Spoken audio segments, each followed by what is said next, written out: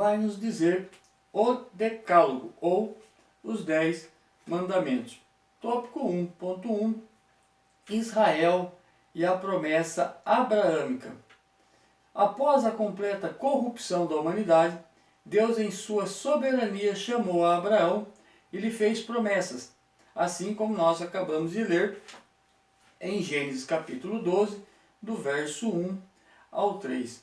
O propósito de Deus era abençoar a humanidade inteira através, então, de uma nação modelo, onde esse povo que serviria como modelo acabou sendo formado no Egito durante um período de 430 anos e dali saiu para ocupar a terra que havia sido prometida a Abraão por Deus. Em Êxodo capítulo 12, do verso 40 ao 41. Tal promessa era a única instrução que os filhos de Israel possuíam. Então nós vemos que a única instrução que o povo tinha, que esse povo que acabava de ser formado tinha, era a respeito da promessa feita a Abraão, como nós podemos ver em Gênesis capítulo 48 e o seu verso de número 21. Gênesis capítulo 48 e o verso de número 21.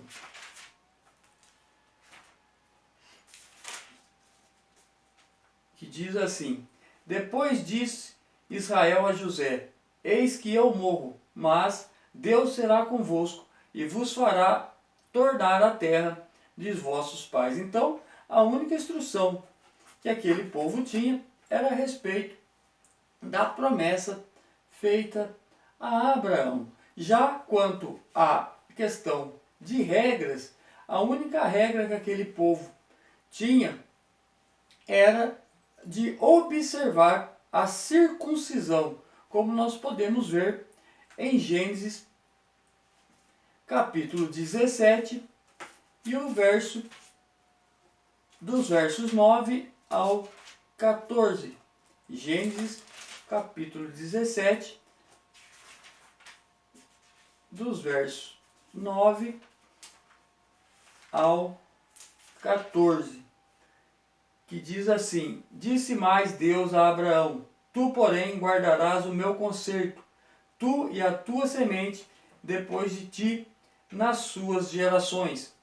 Este é o meu concerto, que guardarei entre mim e vós, e a tua semente depois de ti, que todo macho será circuncidado, e circundareis a carne do vosso prepúcio, e isto será por sinal do concerto entre mim e vós. O filho de 8 dias, pois, será circuncidado, todo macho, nas vossas gerações, o nascido na casa e o comprado por dinheiro a qualquer estrangeiro, que não for da tua semente. Com efeito, será circuncidado o nascido em tua casa e o comprado por teu dinheiro. E estará o meu concerto na vossa carne por concerto perpétuo. E o macho com prepúcio, cuja carne do prepúcio não estiver circuncidada, aquela alma será extirpada dos seus povos. Quebrantou o meu concerto. Então nós vemos que além deles possuírem apenas uma instrução, também em questão de regras, eles só tinham uma regra a ser observada. Por isso, Deus então agora institui a sua lei, que serve ou tem como finalidade garantir o processo de libertação do povo, não apenas a libertação geográfica, ou seja, tirando eles da terra do Egito, mas também a libertação cultural, ou seja, pois a única cultura que aquele povo estava acostumado era a cultura egípcia, ou uma cultura pagã. Então Deus ali institui os 10 mandamentos com essa finalidade de garantir esse processo de libertação do seu povo. No tópico 1.3 vai nos mostrar assim: libertação e o legalismo religioso. Se, como disse Paulo, a lei é santa e o mandamento santo, justo e bom, em Romanos 7, verso 12, como é que o novo mandamento há várias referências negativas à lei, que nós podemos ver em Romanos 3:19 e também 4:25? A resposta é que a finalidade da lei, que é o amor, foi abandonada. Além disso, é preciso igualmente notar que muitas vezes a lei a que se referia Jesus dizia respeito à chamada tradição dos anciãos, que não era o texto bíblico dos 10 mandamentos, e muito menos o Pentateuco, mas um comentário paralelo, como nós podemos notar em Mateus capítulo 15, do verso 1 ao 20. Assim, a lei que tinha a finalidade de levar Israel a ter uma cultura diferente, acima das outras, em exemplo e atitudes, acabou degenerando-se em legalismo religioso, isto é, a falsa ideia de que é possível salvar-nos por nossos próprios atos de justiça, praticados ao observar preceitos religiosos, algo que Paulo reprovava terminantemente, como nós podemos ver em Gálatas 2:16. Gálatas, capítulo 2, e o verso de número 16.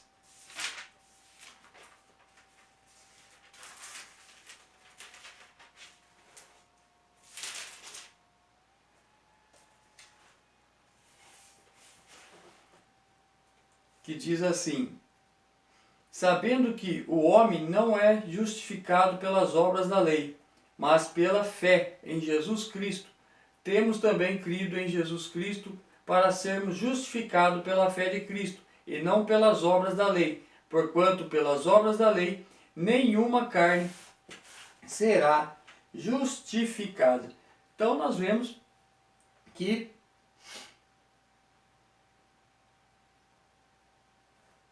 acabou-se tornando um legalismo religioso entre aquele povo. E eles acabaram achando que por observar a lei acabariam salvos. E não é isso que o Evangelho vem nos mostrar.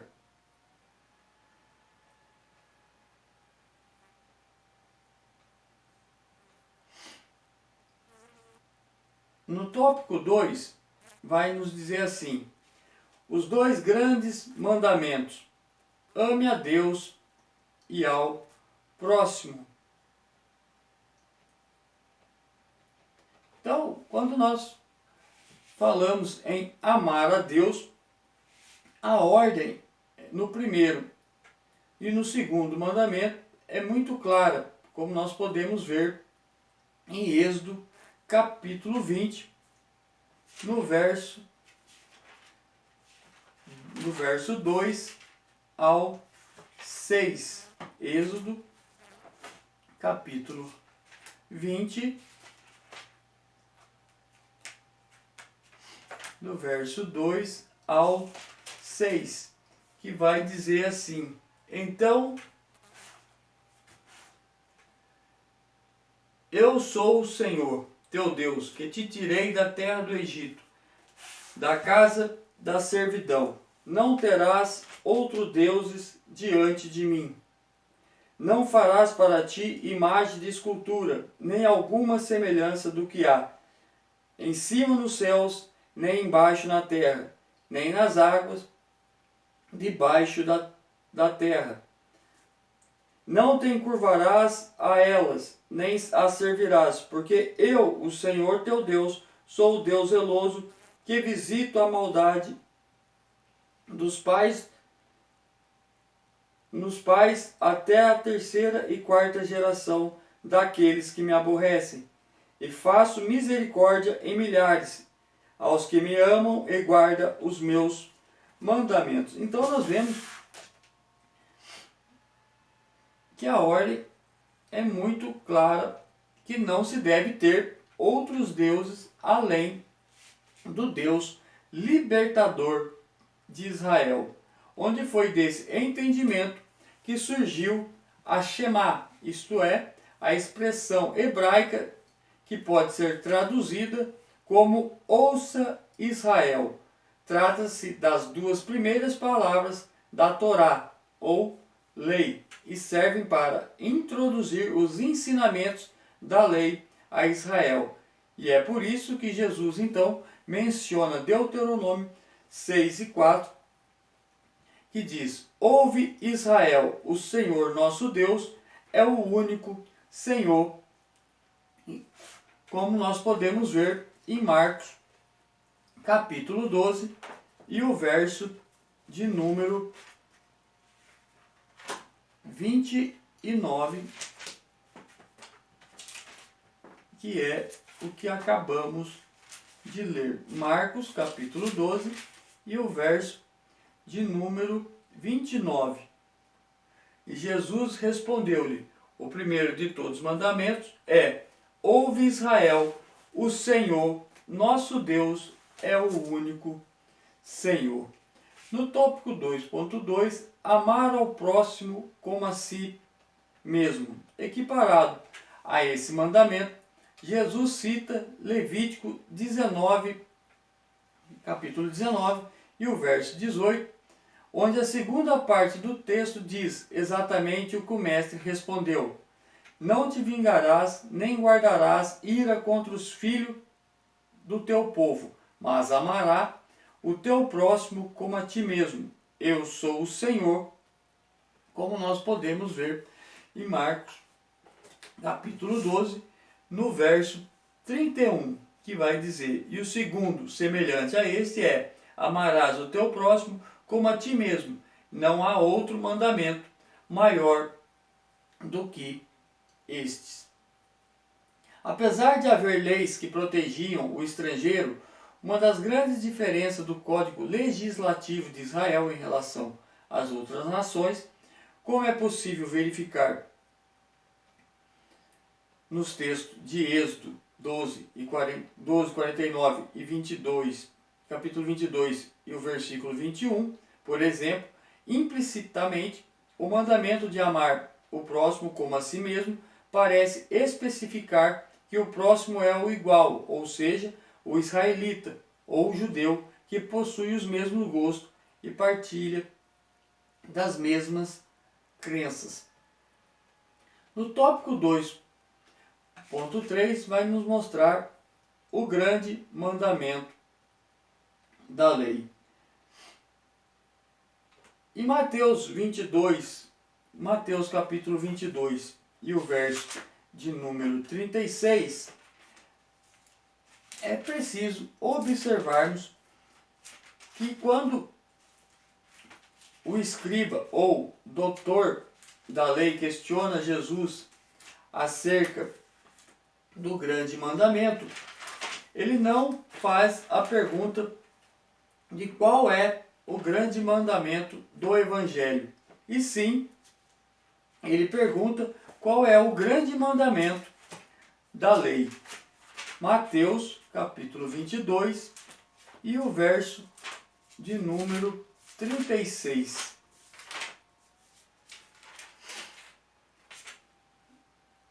Que diz assim: mestre, qual é o grande mandamento da lei? Então nós vemos que a pergunta daquele escriba ou doutor da lei não é em questão do grande mandamento, ou qual é o mandamento do Evangelho, e sim qual é o grande mandamento da lei.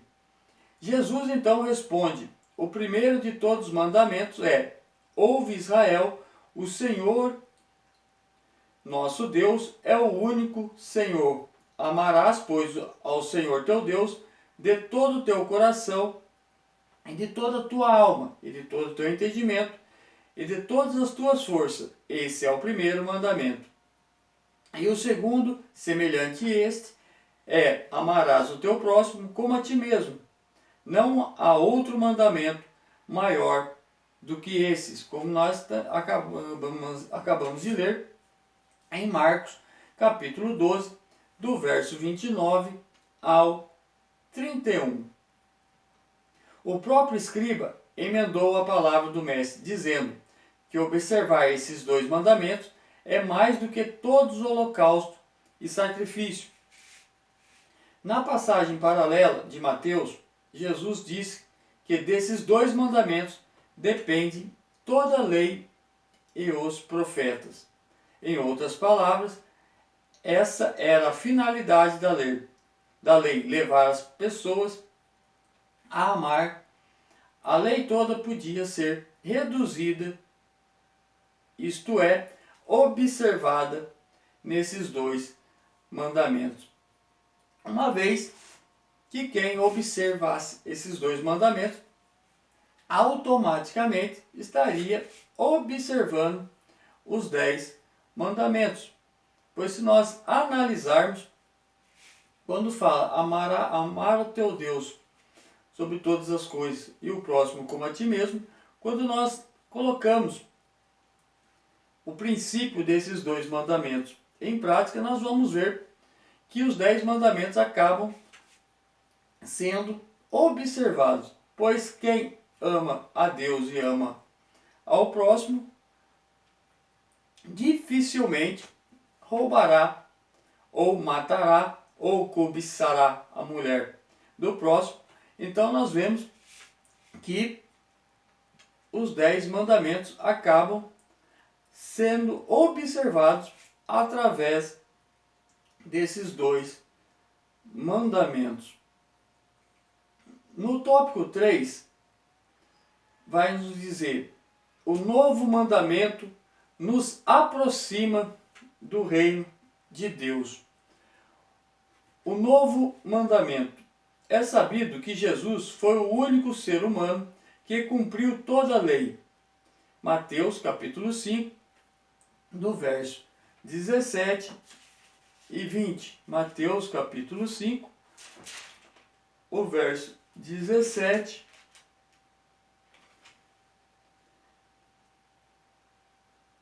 ao 20, que diz assim: não cuideis que vim destruir a lei ou os profetas. Não vim abrogar, mas cumprir. Porque em verdade vos digo que até que o céu e a terra passem, nenhum jota ou um tio se omitirá da lei, sem que tudo seja cumprido. Qualquer, pois, que violar um desses menores mandamentos, e assim ensinar aos homens, será chamado o menor do reino dos céus. Aquele, porém, que os cumprir e ensinar, será chamado grande no reino do céu. Porque vos digo que se a vossa justiça não exceder a dos escribas e fariseus, de modo nenhum entrareis no reino dos céus. Por ser Deus e ter autoridade para tal, ele podia modificar determinados preceitos e tradições, sobretudo se aqueles fossem humanos, legalísticos e caprichosos. Por isso, ao introduzir as mudanças da lei para o Evangelho, em seu célebre Sermão do Monte, ele dizia: ouviste o que foi dito aos antigos, e logo na sequência dava uma nova orientação. Eu, porém, vos digo. Como nós podemos observar no Sermão do Monte, que vai de Mateus capítulo 5 a Mateus capítulo 7, foi assim que na noite em que foi traído, reuniu os seus discípulos e deu-lhes um novo mandamento, que nós lemos no nosso texto para a meditação, em João 13, 34 e 35. Mas se ele diz para amar, e isso já havia na lei, o que há de novo? Aqui entra a grande novidade da proposta de Jesus Cristo. A lei poderia ser resumida em 2 mandamentos, ao passo que o mandamento de Jesus é apenas um. No tópico 3.2 vai nos dizer Jesus como referência. Amar a Deus sobre todas as coisas é algo impossível de ser mensurado. Por isso, as pessoas podem ser muito religiosas e ainda assim amarem mais a si mesma ou sua reputação do que Deus. Nesse mesmo assunto, outro aspecto interessante de se pensar é que o religioso valoriza mais regras religiosas que pessoas. Não obstante isso, Jesus valoriza e priorizava mais as pessoas, como nós podemos ver em João, capítulo 5, do verso 1 ao 16.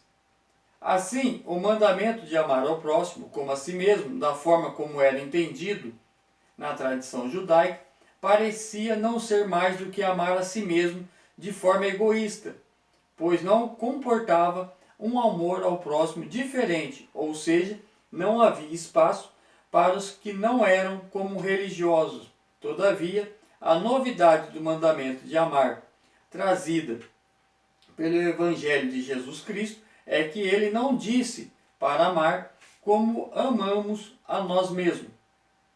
Não, ele disse que os seus seguidores devem amar como ele amou. Em outras palavras, Jesus é a referência e também o padrão de amor que devemos praticar. Então nós vemos que por isso que é chamado de um novo mandamento. Porque se lá no Antigo Testamento ou no Decálogo estava dizendo amarás o teu próximo como a si mesmo, agora Jesus fala, amarás o seu próximo como a ti mesmo e também como eu vos amei. Amarás uns aos outros, assim como eu vos amei. Então, a nossa referência de amor e padrão se torna Jesus Cristo. Ou seja, é esse padrão e essa referência que devemos praticar. No tópico 3.3, somos Cristo para o próximo. Enquanto a lei possuía vários mandamentos que consistiam em amar a Deus sobre todas as coisas e o próximo como a nós mesmos, o Evangelho tem apenas um mandamento: amar como Jesus nos amou. E como ele nos amou, entregando-se pela humanidade pecadora, dando a sua vida por nós, sendo nós ainda pecadores. O chamado texto áureo da Bíblia, João 3,16, precisa ser visto juntamente com 1 de João, capítulo 3 e 16, que diz assim: conhecemos o amor nisto, que ele deu a sua vida por nós, e nós devemos dar a vida pelos irmãos. Sim, ele deu a sua vida por nós, obedecendo ao Pai. E nós, segundo o apóstolo João, devemos fazer o mesmo pelos nossos semelhantes. Isso porque ensina o mesmo apóstolo: se dissermos que amamos a Deus, mas odiamos o nosso semelhante, tornamo-nos mentirosos, pois questiona ele: quem não ama seu irmão, a qual viu, como pode amar a Deus a quem não viu? 1 de João, capítulo 4 e o verso de número 20. Fazendo assim, tornamo-nos Cristo para o próximo, ou seja, as pessoas verão Cristo em nós e o nome do Senhor será glorificado, sendo nós mesmos um testemunho vivo nessa sociedade do que é viver orientado por Deus. E para a nossa conclusão, Jesus reduziu todos os mandamentos em um único, pois sabe que se amarmos como Ele nos ama, certamente Deus virá em primeiro lugar em nossa vida, pois somos servos. O Mestre sabe igualmente que se amarmos tal como Ele nos ama, não desprezaremos os nossos semelhantes, pois eles serão mais valiosos do que regras, sejam elas religiosas ou não. Então, que Cristo Jesus vos abençoe e que o Espírito Santo possa falar melhor ao coração de cada um, para que possamos realmente praticarmos esse grande mandamento que Jesus nos deixou, de amar os nossos semelhantes, assim como Ele nos amou. Amém. A paz do Senhor, meus irmãos, tudo bem com vocês? Estamos aqui para mais uma de nossas aulas da Escola Bíblica Dominical, da sala Discipulado. E essa semana estaremos estudando a lição de número 6, que tem como seu tema o novo mandamento. O nosso texto para a meditação se encontra em João, capítulo 13, o verso 34 e 35, que diz assim a palavra de Deus: Um novo mandamento vos dou, que vos ameis uns aos outros, como eu vos amei a vós, que também vós uns aos outros vos ameis. Nisto todos conhecerão que sois meus discípulos, se vos amardes uns aos outros. João, capítulo 13, versos 34 e 35.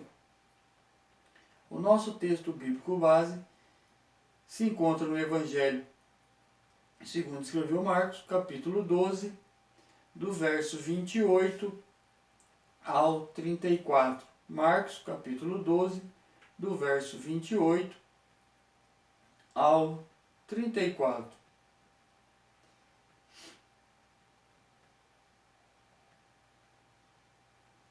A nossa lição de hoje começa com a introdução da seguinte maneira: Desde que pecou, apartando-se do Criador, a humanidade degenerou-se em seus relacionamentos, tanto com Deus quanto entre si, ou seja, com o semelhante, a fim de que a raça humana não provocasse sua própria destruição, vindo por isso até se extinguir. O Criador dotou-nos de um senso mínimo de certo e errado. Todavia, por causa do pecado, até mesmo tal senso, que é bom, tornou-se ruim.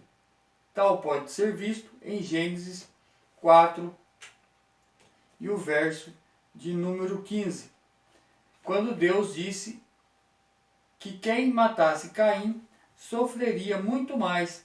Com isso, o Criador tinha em vista garantir de alguma forma as condições mínimas de convivência entre sociedade, preservando-a da completa desordem. Infelizmente,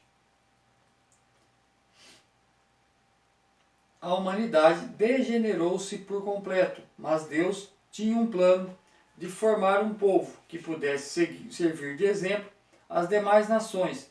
Tal plano iniciou-se com a chamada de Abraão e culminou com o Evangelho de Jesus Cristo. Então, nós vemos que desde quando a humanidade se degenerou ou se distanciou de Cristo, acabou se corrompendo por completo, Deus tem um plano para resgatar o homem, resgatar a humanidade. E esse plano, Deus começa a colocar em ação desde a chamada de Abraão, como nós podemos ver em Gênesis capítulo 12, do verso 1 ao 3, onde nós vemos quando Deus chama a Abraão. Gênesis capítulo 12, do verso 1 ao 3, que vai dizer assim: Ora, o Senhor disse a Abrão: Sai de tua terra e da tua parentela e da casa de teu pai, para a terra que eu te mostrarei. E far-te-ei uma grande nação, e abençoar-te-ei, e engrandecerei o teu nome. E tu serás uma bênção, e abençoarei os que te abençoarem, e amaldiçoarei os que te amaldiçoarem. E em ti serão benditas todas as famílias da terra. Então nós vemos ali que Deus já tinha um plano de ter uma nação modelo para que a humanidade pudesse ter uma referência de como se chegar a Deus. E esse plano culminou com o Evangelho de Jesus Cristo, como podemos ver em Gálatas, capítulo 4, do verso 3 ao 6. Gálatas, capítulo 4,